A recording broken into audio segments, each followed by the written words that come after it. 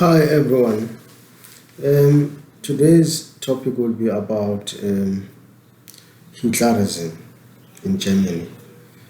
In the years 1933, there was this rise about the people of Germany, led by Adolf Hitler. Adolf Hitler is the son of Alois. Alois was Austrian citizen, meaning that Hitler was never a German in the first place.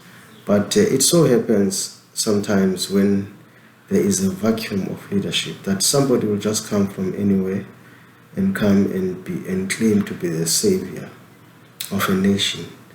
South Africa is at a crossroads today. We are faced with a similar situation where there is no proper leadership. Even the leadership that is there is not delivering as expected by the masses. So Hitler was this nobody who came from Switzerland, having failed all his grades, and he opted for something called arts, where he would draw buildings, something like, we can call it technical drawing. But even there, he could not do it. He failed dismally in such a way that he was excluded from the classes of art because he could not draw. So this was a heavy blow on him, and he decided to move to Munich. That's where he made a name for himself. He tried to enlist in the German army, but he was refused because he was too short and his mental capacity was a suspect. But because there was now a need for soldiers during the First World War, he was then enlisted, because in the absence of the best, the West becomes the best. This is the story of Adolf Hitler and his rise to being the chancellor, or if you like, president of Germany. And he was then imprisoned, where he wrote his famous book called the Mein Kampf, which means My Struggle. That is the book that sold in Germany, and he earned royalties from that book, and that helped him a lot to rise to power. He was arrested and sentenced to something like 5 years, but he only did 8 months in jail. He was released, and after that he became the most famous person. I am actually personally inspired by Adolf Hitler, let alone that Hitler was this maniac and a racist who regarded blacks as a mistake, as God's mistake. There was this guy from America who had performed very well during the Munich Olympics in 1939. Hitler, although this guy had broken records, Hitler refused to shake his hand because he was black. So Hitler had this, he despised black. He just despised blacks because he thought blacks were just a mistake. But using his example as to how do you go about changing lives of a nation who has been oppressed for so many years by a few nationalities that were in Germany then, because you can remember all the businesses in Germany, the powerful businesses, were owned by foreigners, and they were 0.1% or something like that. And he had a problem against that.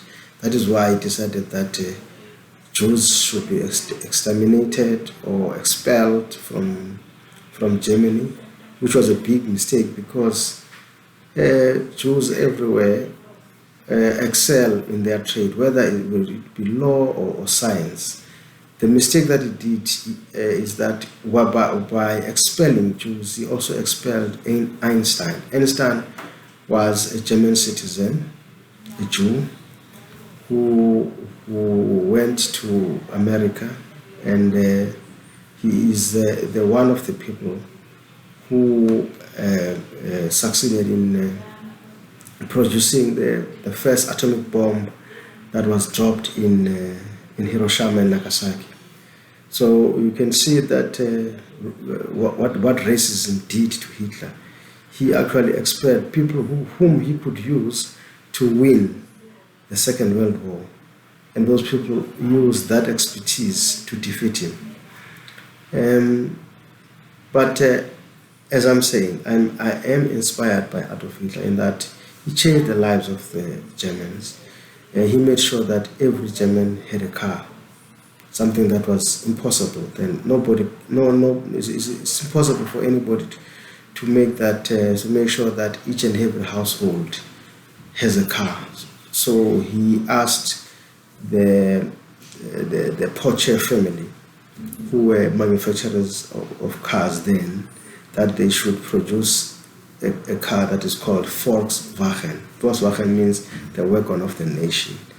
And he did that, and by annexing other countries to be ruled under Germany, he actually opened opportunities for German people to be employed everywhere, and he took resources from the country that he had conquered and used it for the benefit of the Germans.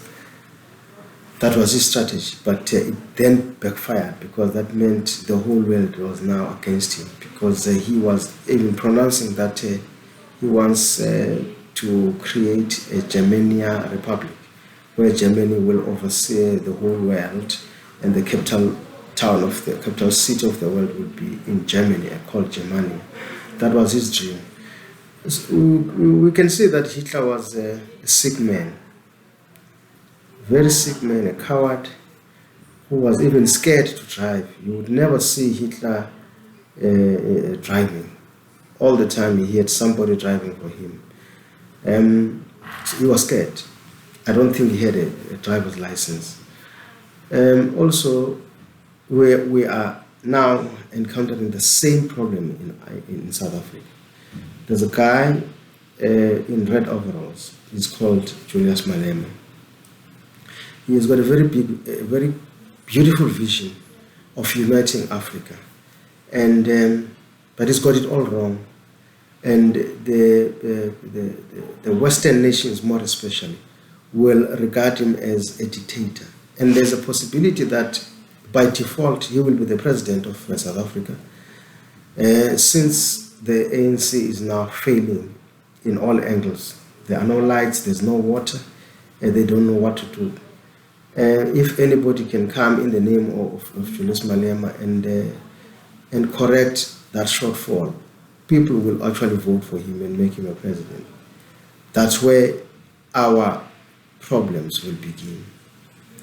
People like myself will be arraigned and maybe shot, because he calls himself a CIC, which is a commander-in-chief. Commander-in-chief means war. You can only have a commander-in-chief in a state of war. So if somebody calls himself CIC, you must know there is a war coming.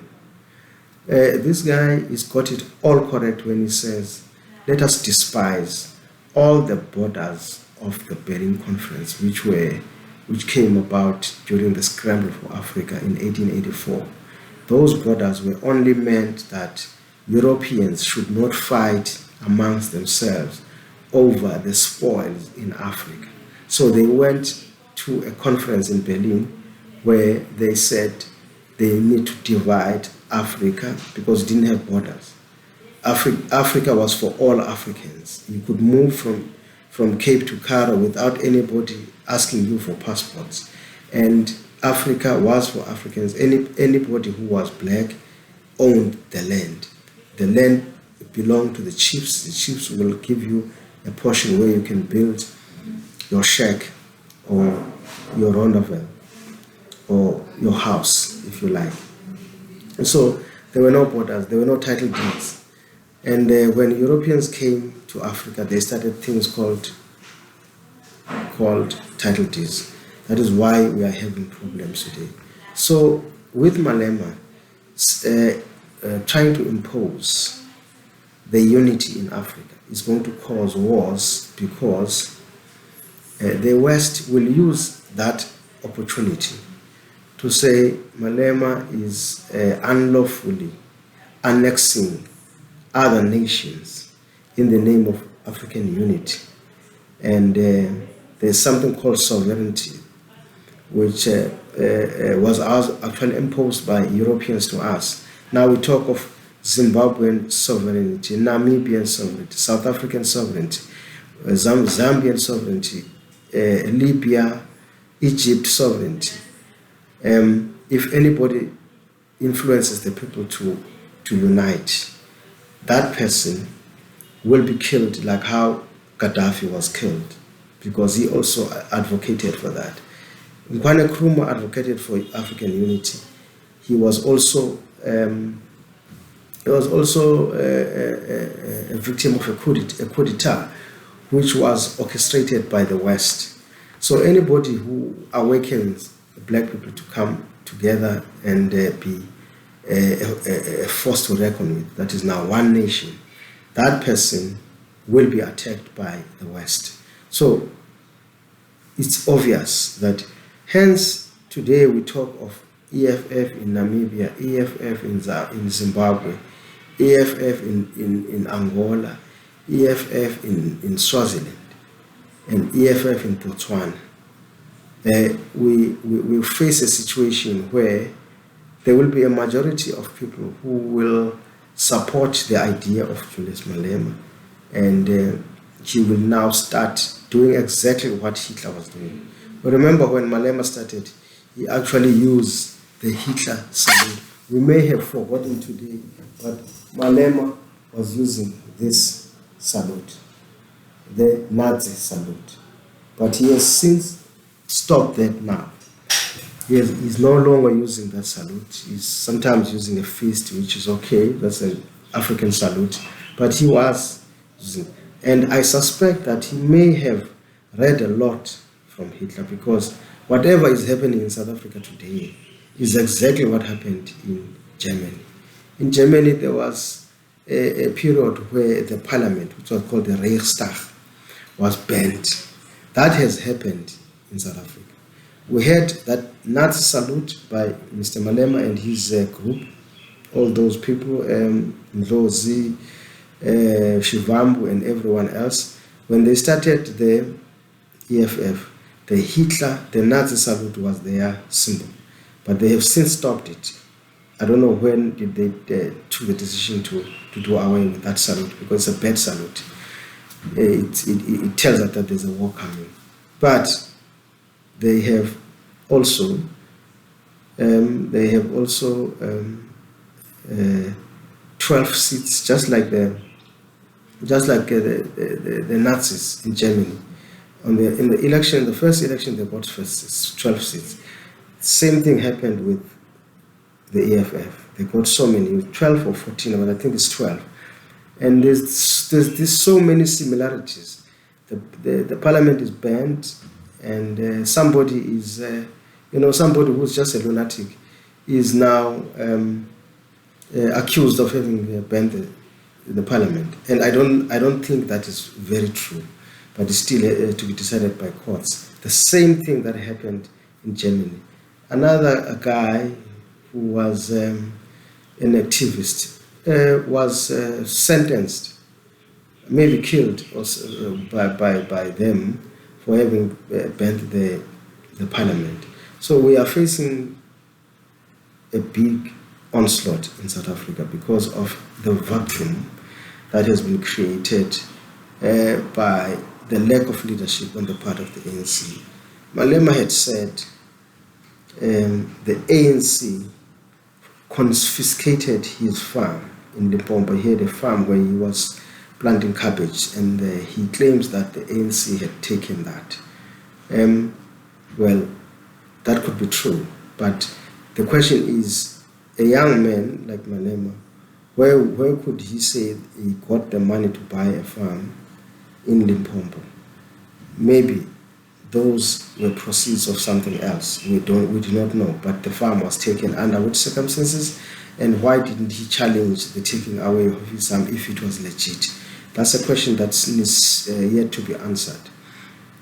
Also, he has said in one of his interviews that he is only doing EFF because he fears a situation where there will be a vacuum in leadership, because people need a leader. Otherwise, it is going to be anarchy. And that is also correct. So his aim is not about changing lives of black people or South Africans. His aim with the EFF is to make sure that people feel led.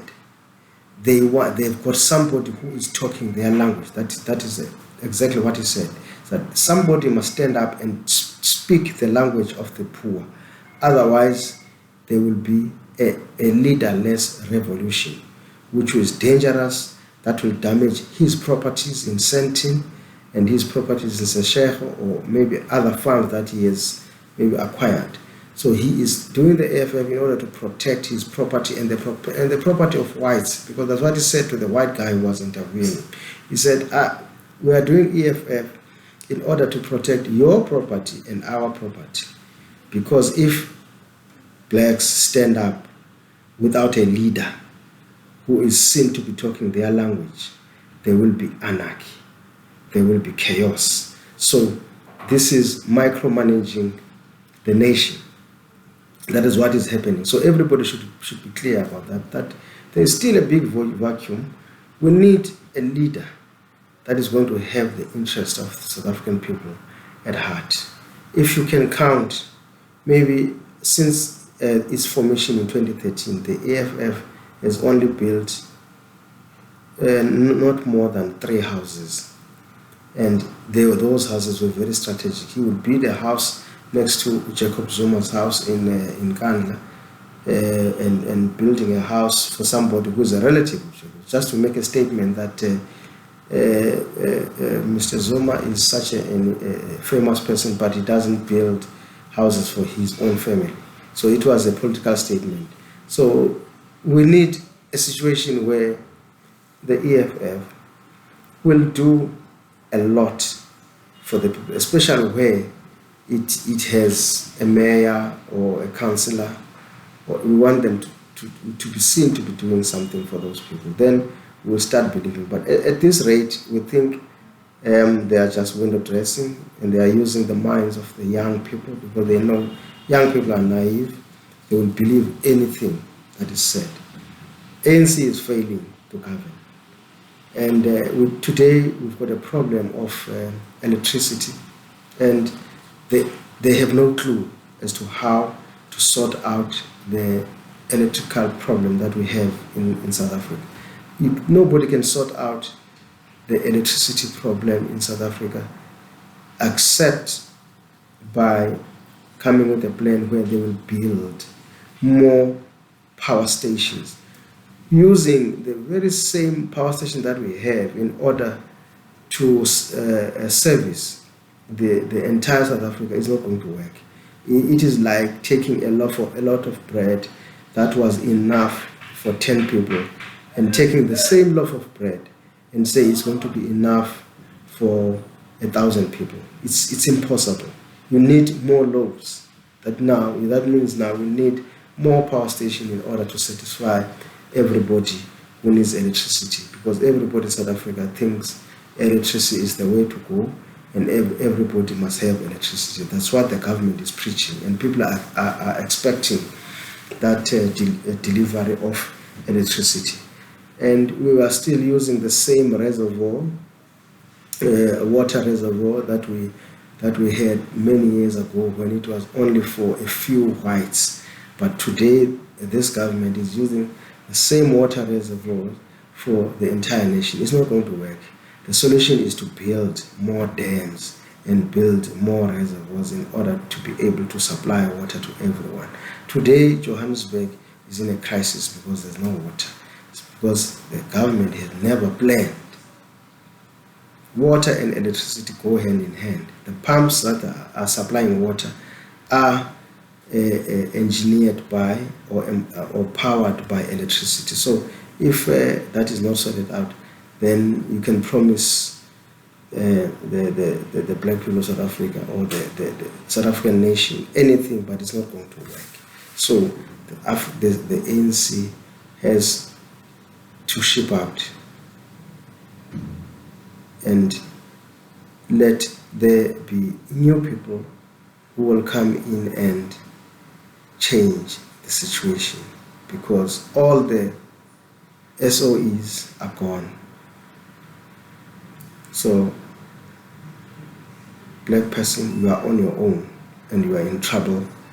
But we have no choice but to still vote ANC, because I cannot see myself voting anybody who's not doing anything for black people. At least the ANC has done a couple of things like building houses for the people. But I know that houses were built in order for them to enrich a few, because the people who build houses are now stinking rich and they're getting even more richer. But the black person is still suffering.